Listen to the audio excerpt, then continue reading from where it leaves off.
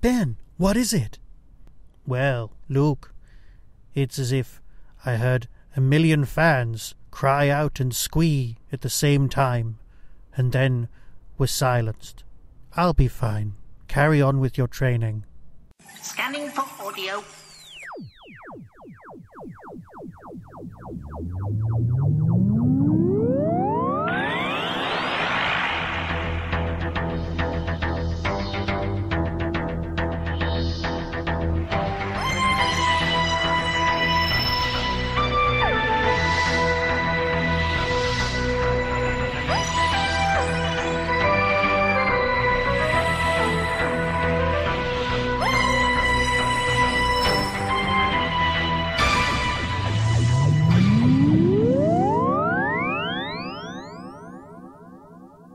Welcome to a Tin Dog podcast, this time talking about the Empress of Mars.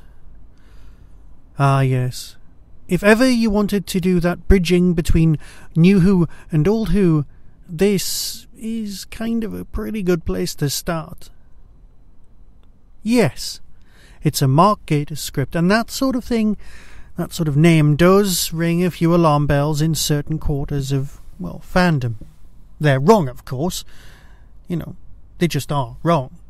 Yeah, one massive dropped ball which wasn't his fault, and the rest of them perfectly serviceable stories. This one, pretty damn good.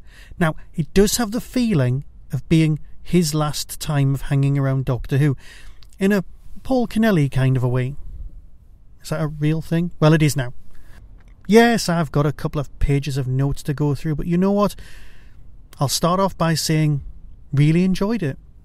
And when it comes to coming back to Doctor Who and going, oh, I'll just shove one in and watch it, this is one of the ones I'll be shoving in and watching. This is one of the few that I'll be turning into an MP4 and keeping on my tablet just in case I ever need to pass a bit of time and have a bit of fluff going on.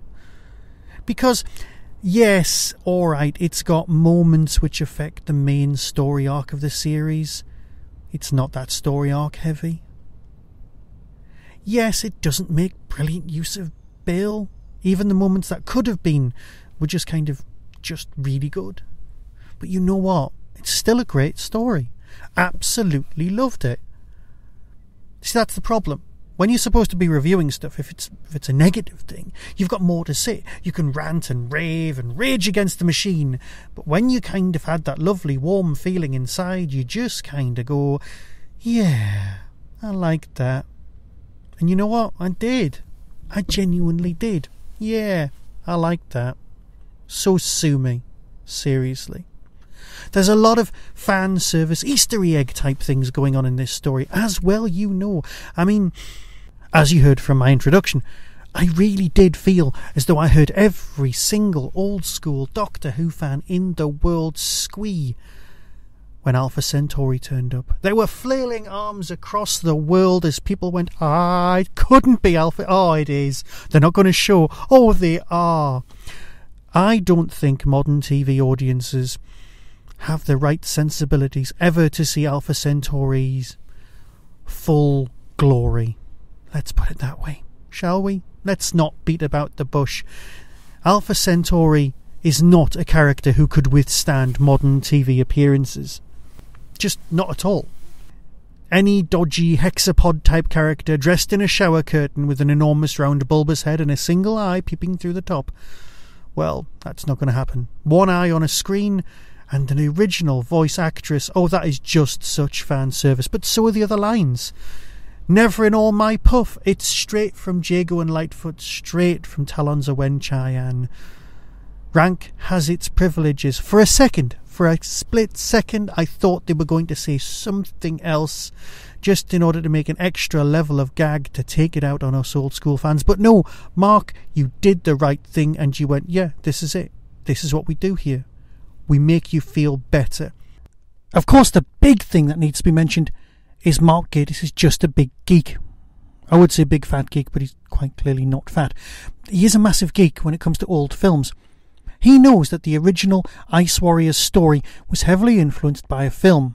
Yeah, I know she says it's The Thing, and of course The Thing was made after the Ice Warriors, but that's not it. The Thing John Carpenter's Thing is a remake of a 1950s film called The Thing from Another World, and that has basically exactly the same plot, but instead of a shape-changing monster, it's a vampire carrot. We don't talk about the fact that it's a vampire carrot. That's beside the point. No, it's that. It's the references to Terminator. It's lots of other little not even in jokes. This guy knows his horror, he knows his history, and we're along for the ride, and that's not a bad thing. Now, I don't want to upset anyone by saying that the Ice Warriors aren't my all-time favourite monsters. Big Cyberman fan, classic Cyberman, you know. But that's because this is the Tin Dog Podcast, home of received wisdom, despite the fact that in my top 10 also are the Pteroleptils. So obviously it's not that much received fan wisdom. We'll get back to that one later. What I want to say is so much nods to old school fans, and this is just boys' own adventure every time. If ever you get a chance to read Mark Gatiss' novels, do that, because there's a lot of that sort of thing going on. There's a lot more gender politics, but I'll leave you to read those books on your own time. So yes, is this a British version of John Carter on Mars? It's debatable and probably very likely. Is it a bit Lovecraftian? I'm glad there were no mention of pyramids anywhere, because that would have just confused matters and made things even more complicated. The hives are lovely. And yes, the Empress herself, admittedly, when she came on the Next Time trailer last week, my wife did turn to me and go, "So is this a Teenage Ninja Mutant Turtles crossover episode next week or what?" Yes, we are slightly sarcastic in our household, but you know what? That doesn't come as a surprise to anyone, does it? Really? A small issue, oh, it's such a small one, and it's not Mark's fault, is a design point. You've got Pauline Collins as a portrait of Queen Victoria on the wall. Makes perfect sense. It's already, and I hate the words, canon. It's established Doctor Who recent fact. By recent fact, I mean it happened in the last 10 years. Okay? Just. So, you've got Pauline Collins playing Queen Victoria. That's fine. However, not last week. We had a picture of Churchill who wasn't Ian McNeice. Now I know debatably you could say the reason that it wasn't Ian McNeice was because it was the monks recontrolling reality and introducing some fake Winston Churchill. But if you're going to have one, have the other. That makes sense, doesn't it? Have some level of continuity. Yes, I could point out that they didn't really handle racism on a massive level, and the leaning of that end of handling things was more to do with Man Friday, except if you think about it, he wasn't Man Friday. He was Robinson Crusoe. He was the guy in charge who manipulates the natives in order to get his own ends. A knowing reference, yes. So calling him Man Friday is just the arrogance of the British. And let's face it, that's what this story's actually about. Yes, you've got a whole man who was going to be hung at Tyburn, always a great storyline. Someone with a secret to be revealed, it gets revealed. He's a goodie, he's a baddie, he's a coward, he's got post-traumatic stress disorder. Yeah. Black soldiers, fine. Most of these people had served in South Africa. Now, at one point, I did, and I haven't managed to check this, see that the sergeant, for a moment, looked like the bloke who plays Uncle. If it's true, that sitcom's marvellous, by the way. If it is true, that's superb casting, brilliant acting. And if it's not, the guy could play his brother. And that's, again, a great casting idea. So yeah, the moment of the Empress wanting all of the chatty males to shut up, glorious, and just chat with Bill. And then Bill kind of wants to just agree with the chatty males. Not particularly great. A nice, slightly wasted moment on the altar of comedy. Because, let's face it, it was a bit of a smiley moment. It was genius, absolute genius, to poke his eye out, so that you always knew these Ice Warriors all look the same because they're all in the same armour. This one wouldn't look the same, so you could always tell them apart. Now, the one thing that I really, really wanted was a flashback. I wanted to see his crashed spaceship. You could have done it in shadow with light streaming through a tiny cabin. Do the whole thing in a big blacked out room with just light streaming from a cracked light in the corner. Make it up with imagination, casting light. I just wanted to see the Ice Warriors' crashed ship. Am I old school enough for that? I wanted to see the model embedded in the South African hillside. I am that old school. And you know what? If this had been old-fashioned Doctor Who, perhaps you would have seen that. You would have seen it as an old remembrance. Mind you, if it was proper old-school Doctor Who, it would just be people sitting around and chatting, so we have gone full circle. So yes, of course, I really like this story. I'm not going to say I don't. That would be mental. And of course, this is standalone. So that takes me back to my original point. The problem with it being this standalone is that it's not.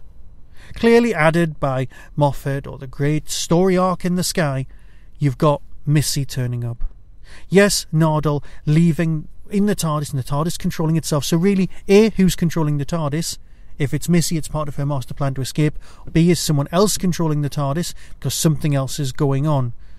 The TARDIS wants to strand the Doctor on Mars. You see, that's always the primary motivating factor, which everyone seems to forget. Separate the Doctor from the adventure by getting him back into the TARDIS and just leaving. What's to stop the Doctor just leaving? What's to stop everyone who's marooned on Mars from just getting in the TARDIS and going home? That had to be part of the original storyline. It had to be, because otherwise the whole of the thing falls apart. It's a house of cards.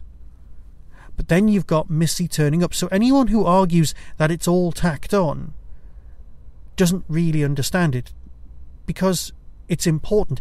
Yes, getting rid of Nardole kind of also fits in, but he knows a bit about his galactic history, so he would also interfere. Like K9, he's just too damn clever. So yeah, everyone who's comparing him to K9, I can kind of see that. I can. So, when Missy says, "You alright?" it's not just like, every relationship in the world where you spend 90% of the conversations going, "You alright? You alright? You alright?" about the other person that you're in a relationship with. Or perhaps that's just people I know. There's something seriously wrong with the Doctor. And given that we're only a handful of episodes away from, the regeneration, which apparently, according to Mr. Moffat at his interview at the Hey on Why festival, is something new, something that's not been done before, gives me cause for concern. I've been in his hands for long enough to know that I trust him. It doesn't make me feel happy about where we're going. This level of nervousness is slightly more than just ordinary disappointment. It's something else. Oh, I'll just let it go. So until next time, when I'll probably be talking more about Doctor Who, be seeing you. That was the Doctor Who Tin Dog Podcast, available on iTunes, YouTube, Twitter, RSS, Vimeo, and across the internet. Doctor Who and its associated properties are all copyright and trademark of the BBC. No infringement is intended. Why not become a supporter by visiting patreon.com/tindog. Contact the show on tin-dog@hotmail.co.uk. The Tin Dog Podcast is a founder member of the Doctor Who Podcast Alliance.